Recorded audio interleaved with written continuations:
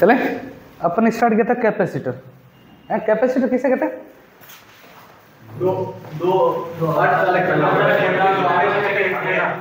वो अचालक प्लेटें नहीं होती, वो थोड़ा सा करेक्शन मैंने फटाफट में बोल देता हूं। दो चालक प्लेटें, दो, इसको करेक्शन कर लेना, दो चालक प्लेटों से बनी युक्ति जिन्हें किसी अचालक पदार्थ से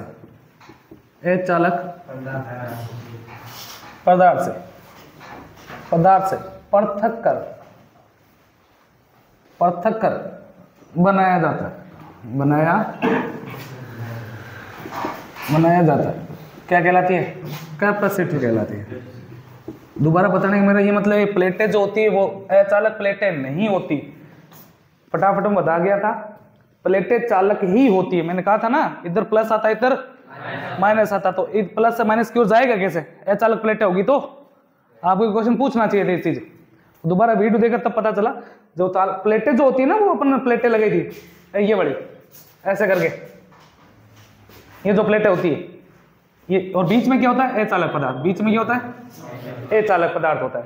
ये प्लेटें जो होती है वो चालक होती है, या तो तांबे की होगी या तांबा मिश्रित धातु की। किसकी होती है? तांबा या मिश्रित धातु की।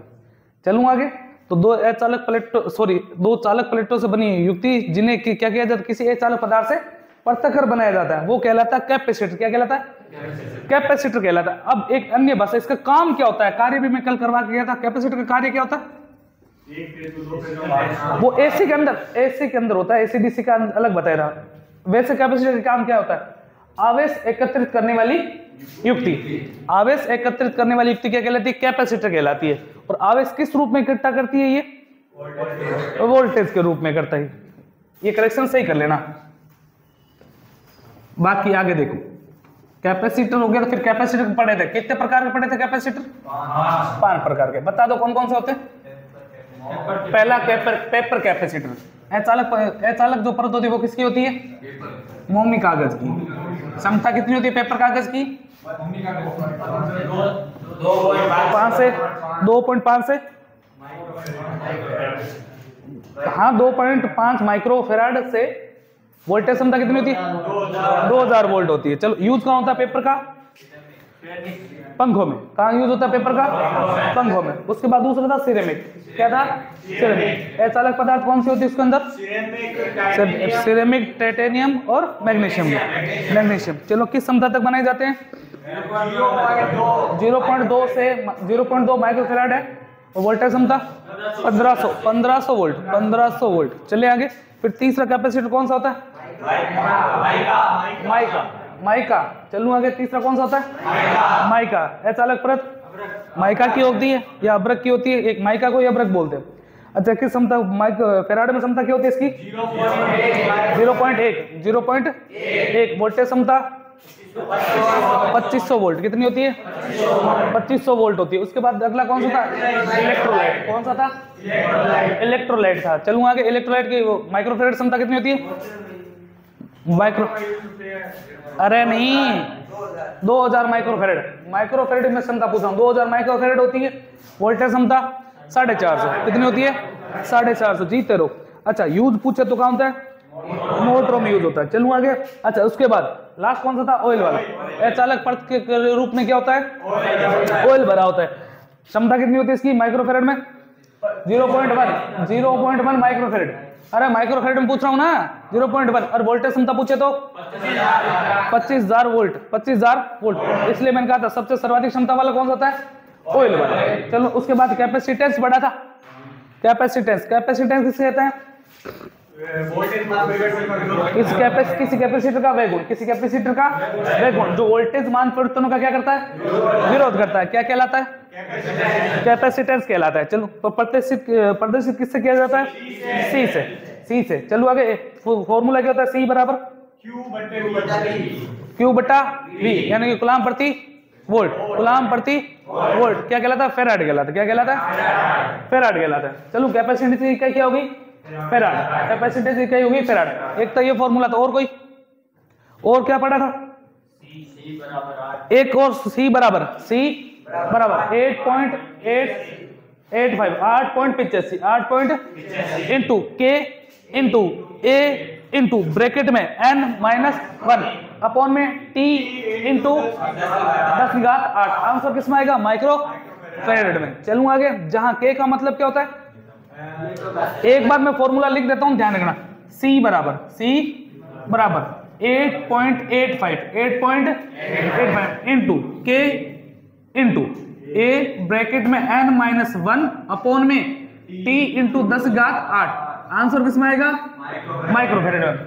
अब आप सब इसमें से सवाल फॉर्मूला नहीं देगा आपको, या आपको ये नहीं देगा इतने का ये इतने का, तो आपको धारिता निकालो। धारिता के लिए आपको वही याद रखना, गुलाम प्रति वोल्ट, उसी पे आंसर आएगा।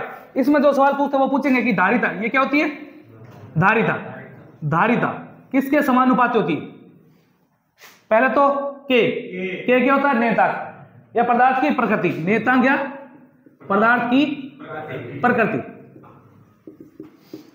चलो, वायु और निर्वात के लिए कितना होता है? 1। वायु और निर्वात के लिए कितना होता है? बाकी सबके लिए अलग, वैसे 2 से 81 तक होता है।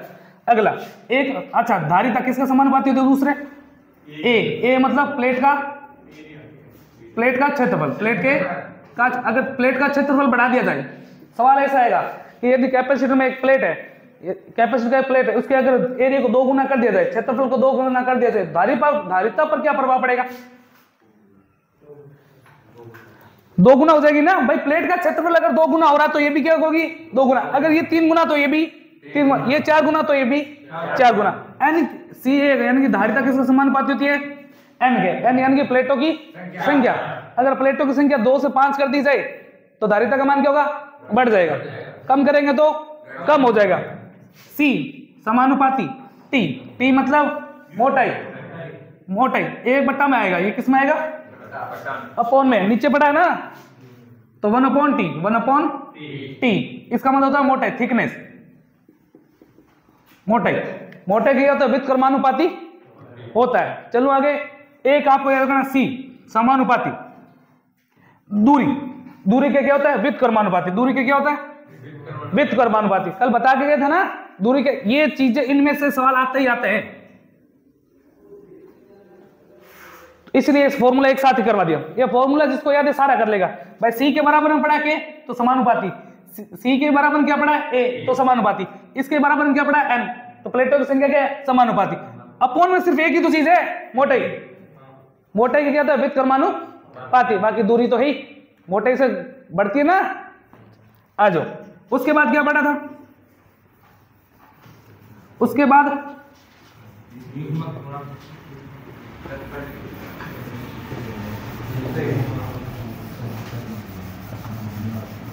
इतना ही किया था क्या? आ जाओ, एक वो चौक का करवाया था ना आपको, युग्मक गुणांक। एक उसका भी फॉर्मूला बता दो थोड़ा सा, फिर चलता हूँ। टेस्ट दूसरा दो मेरे को। के बराबर आगे m/√, में L1 इंटू L2। कल सवाल किए थे ना, इस पे कर लिए थे ना। अच्छा, युग्मक गुणांक की इकाई क्या होती है? युग्मक गुणांक की इकाई क्या होती है? फैक्टर बोले या गुणांक बोले, उनकी कोई इकाई नहीं होती। कल निकाल के भी देखा था, मिली हेनरी से मिली हेनरी कट गया था। चले आगे, अब आ गया जो फिर आपको पढ़ना है कैपेसिटर के प्रकार। कैपेसिटर के प्रकार, कैपेसिटर के प्रकार पढ़ना है। कैपेसिटर में 3 प्रकार के होते हैं। कितने प्रकार के? 3। पहला होता है नियत मान का। कौन सा होता है? नियत मान, यानी कि फिक्स रहेगा, बदलेगा नहीं। दूसरा समायोजन यानी कि एडजस्टेबल कैपेसिटर। तीसरा जो आप पढ़ोगे उसका नाम है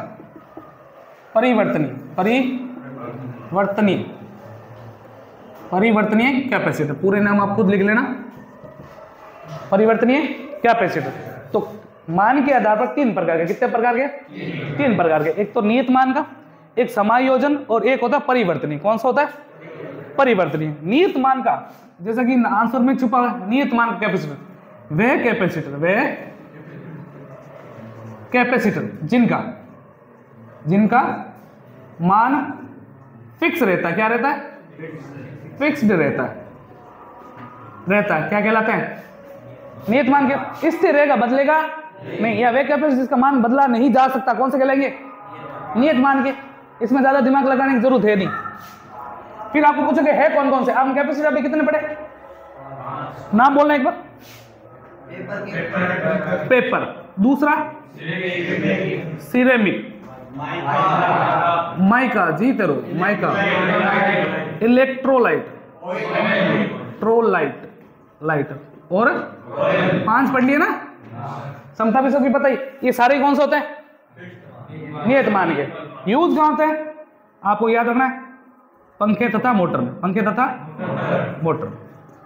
और पंखे में कौन सा होता है पता ही है, और मोटर में कौन सा, ये आपको पता ही है। चलो आगे। तो ये थे नियत मान के। अब समायोजन। समायोजन होता है, इंग्लिश में बोलते हैं एडजस्टेबल। क्या बोलते हैं? एडजस्ट। जिसके वे कैपेसिटर, वह कैपेसिटर जिसके मान को थोड़ा बहुत, कितना? थोड़ा बहुत परिवर्तन या बदला जा सकता है। परिवर्तन, थोड़ा बहुत मान को थोड़ा बहुत परिवर्तन किया जा सकता है।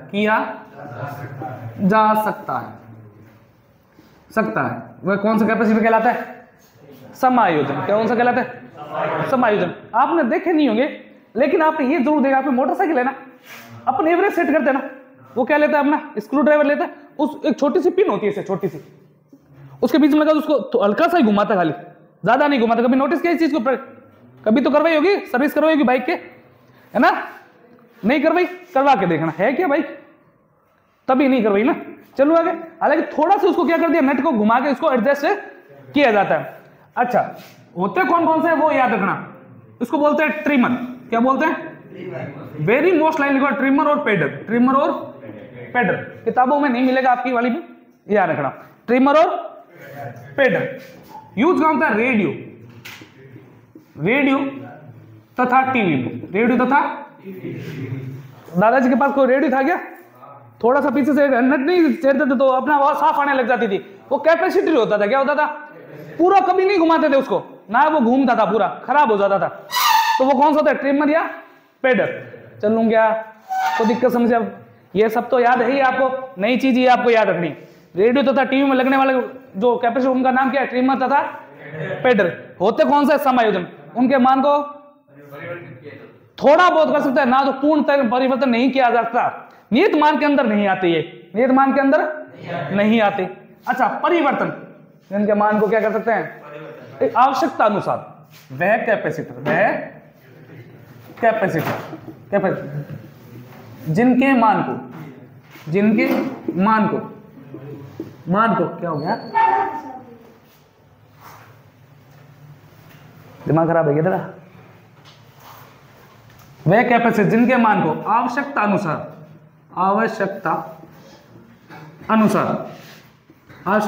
बदला जा सकता है। कौन सा कहलाता है? परिवर्तनीय। आवश्यकता अनुसार क्या सकते हो आप? इसको बदल सकते हो। होते कौन से?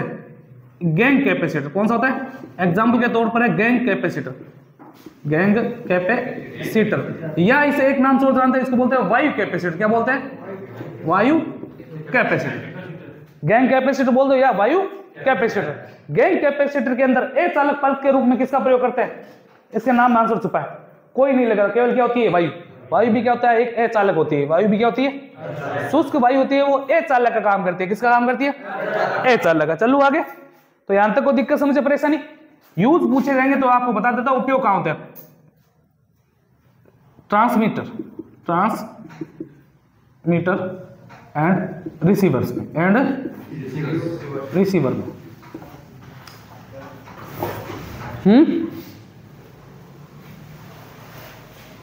समझ नहीं है क्या कुछ? है?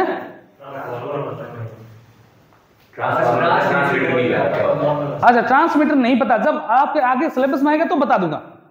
चलो आगे। ट्रांसमीटर तथा रिसीवर्स में यूज होता है। अभी के लिए इतना याद रखो।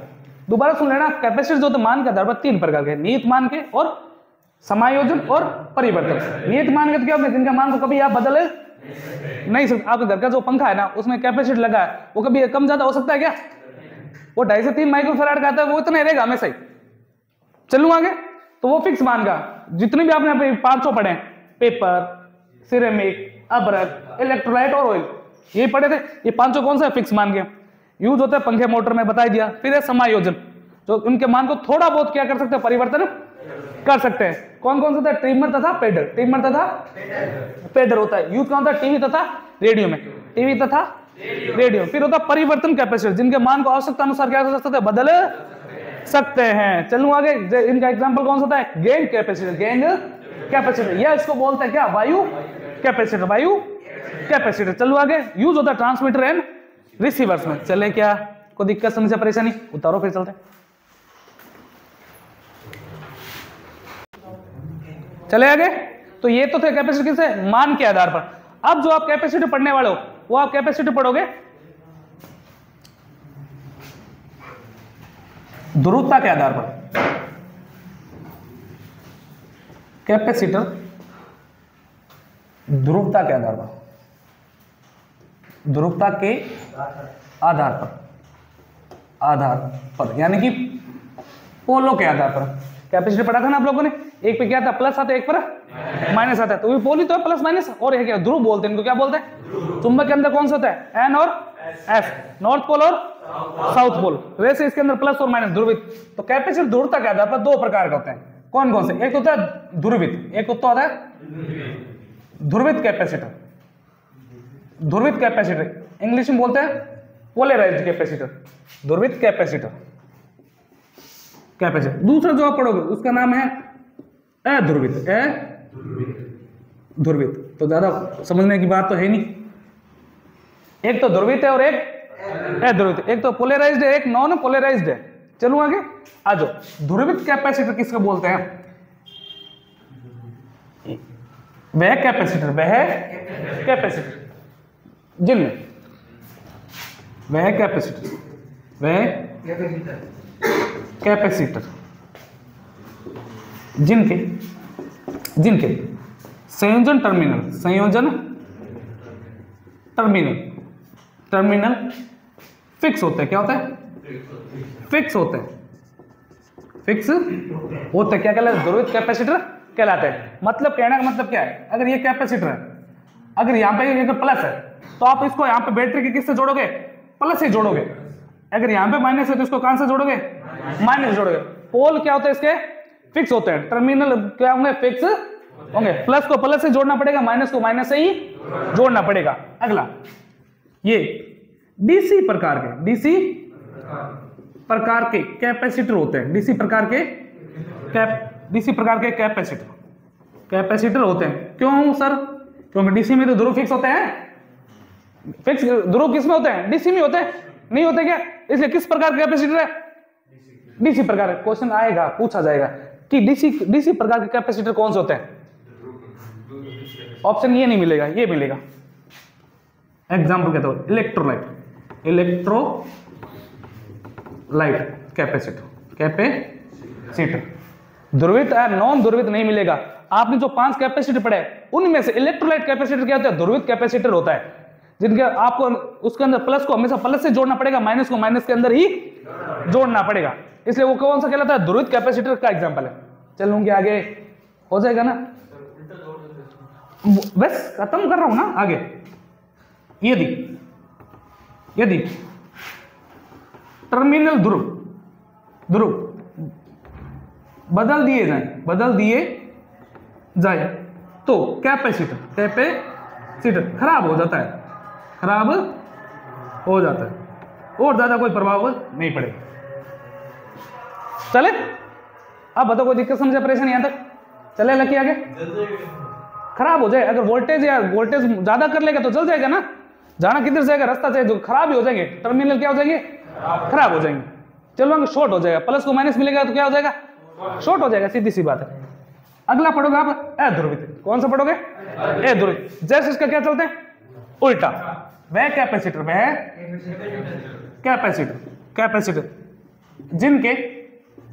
जिनके संयोजन संयोजन टर्मिनल, टर्मिनल स्थिर या फिक्स होना, स्थिर या फिक्स होना जरूरी नहीं है, होना जरूरी नहीं है, नहीं है। और जिसमें जरूरी नहीं होता वो किसमें होता है? एसी में। एसी तो कभी प्लस कभी माइनस चलती है, तो कोई जरूरी नहीं है। तो ये किस प्रकार के होते हैं? ये एसी प्रकार के, ये एसी प्रकार के कैपेसिटर होते हैं। आ रही क्या मेरी बात समझ में? भाई एसी क्या होती है? कभी प्लस कभी माइनस होती रहती, तो पोलर फिक्स नहीं होते। अगला एग्जाम्पल के तौर पर आपने अभी तक कितने पढ़े? एक तो इधर आ गया ना, पोलराइज में कौन सा? इलेक्ट्रोलाइट। बचे कितने? चारों ठोक दो। कौन कौन सा होता है? पेपर, सिरेमिक, माइका और ऑयल। हो जाएगा क्या? कोई दिक्कत समझे परेशानी? चलो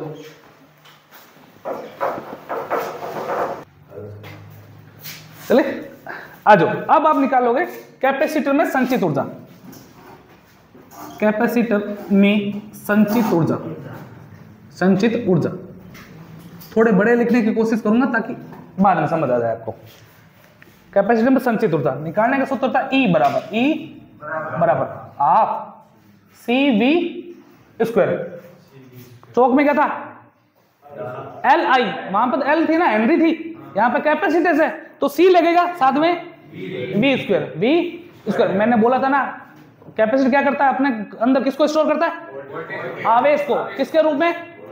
ये देखो है ना, ऊर्जा स्टोर हो रही है किसमें? वोल्टेज के रूप में। हो रही कि नहीं हो रही? आ जाओ। जहां ई बराबर क्या होता है? ऊर्जा या एनर्जी। इकाई क्या होती है ऊर्जा की? जूल। सी का मतलब क्या होता है? धारिता या कैपेसिटेंस। इकाई क्या होती है? फेराड। जी तेरो फेराड। वी का मतलब वोल्टेज। क्या होता है? वोल्टेज। इकाई क्या होती है? वोल्ट। यहां तक कोई दिक्कत समझे परेशानी? चलो आगे। एक आपके पास एक फॉर्मूला और था, क्या था? क्यू, धारिता ज्ञात करने का फॉर्मूला क्या होता है? सी बराबर क्यू बटा वी। अभी थोड़ी देर पहले पढ़ा ना, सी बराबर क्यू बटा वी। फॉर्मूला तो आपको यही याद रखना है, क्यू बराबर सी बटा वी। चलूं आगे। अगर मैं वी को इधर भेज दूं, वी को इधर भेज दूं तो क्या आएगा? वी बराबर क्यू बटा सी। ये लाइन समझ आई कि नहीं है? पहले तो ये बताओ कैसे वानर से ना, दोबारा बताऊं। शाबाश, इतनी हार्ड चीज समझ कैसे आएगी? देखो बट्टा में है, इधर रखा एक, क्या रखा? करते हैं क्रॉस मल्टीप्लाई, जिसको बोलते हैं वज्र गुणा। v को c से गुणा कर दे तो क्या आएगा? c इंटू वी बराबर में क्या बच गया? q को एक से की तो q। अब आपको निकालना क्या है? v निकालना है, तो इधर रखा v बराबर q गुणा किसके कहां चली जाएगी? बाद में c आएगा। अरे c तो बहुत है वैसे ही। ये लो चले, q बटा c। यहां तक दिक्कत चल रही क्या? अब इस v की वैल्यू इसमें रख के देखते हैं क्या आता है। E बराबर हाफ c तो पहले से ही है, c तो पहले से ही है। मान किसकी जगह रखना है? v की जगह, इंटू q बटा c इंटू q बटा c। ये लाइन समझ आई कि नहीं? दो बार लिखेंगे, नहीं आए दोबारा एक नहीं 3 बार पूछना, गलत नहीं है पूछना, समझ आना जरूरी है। मैंने यहां से v की वैल्यू निकाली, पहले फॉर्मूला पढ़ चुके हैं, q बटा c।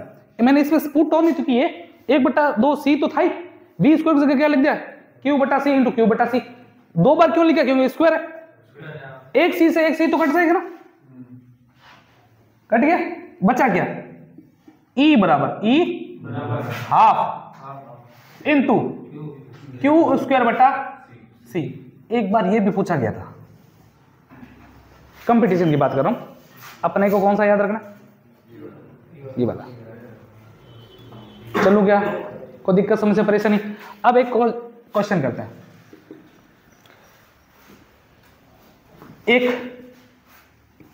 एक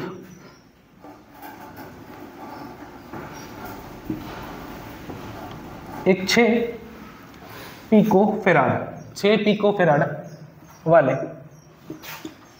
संधारित्र को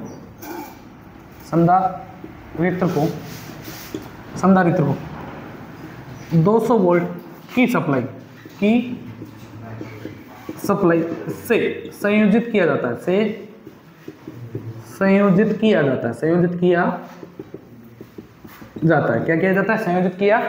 है। तो कैपेसिटर द्वारा संचित ऊर्जा ज्ञात करो। 1 मिनट है, करके देखो होता है क्या, वरना करवाते हैं। 1 मिनट है आपके पास, नहीं हो रहा, गधे ट्राई तो कर, तो चलने दो, कोई दिक्कत नहीं। एक 6 पिको फैराड वाले संधारित्र को सप्लाई से जोड़ा गया 200 वोल्ट की सप्लाई से। तो सबसे पहले दिया क्या, वो तो देख दिया क्या है। सबसे पहले फैराड किसकी क्या होती है, कैपेसिटेंस, यानी कि कैपेसिटेंस प्रतीक क्या होता है कैपेसिटेंस का, मतलब सी दिया ना, सी बराबर क्या है 6 पिको फैराड। अच्छा फिर क्या दिया, वोल्टेज दिया ना 200। क्या नहीं हो रहा, निकालना क्या, आप CV स्क्वायर ही तो निकालना है, सारा तो दिया, करो देखता हूं काटा पीटी किसकी सही आती। सी की जगह वैल्यू रख दो 6 पिको फैराड। पिको का मतलब क्या होता है, मैं फिर एक बार लिख देता हूं, रोज लिखता हूं। मिली का मतलब क्या होता है 10⁻³ माइक्रो का मतलब, नैनो का मतलब -9, और पिको का मतलब -12।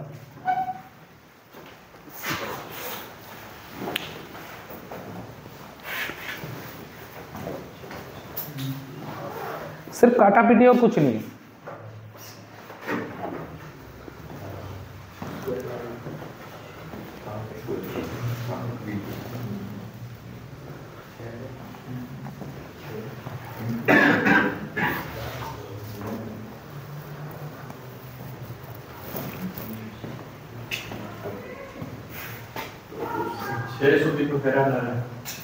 आंसर कितना है 600 पिको फैराड। चलो और भी देख लेते हैं, करवा दोगे।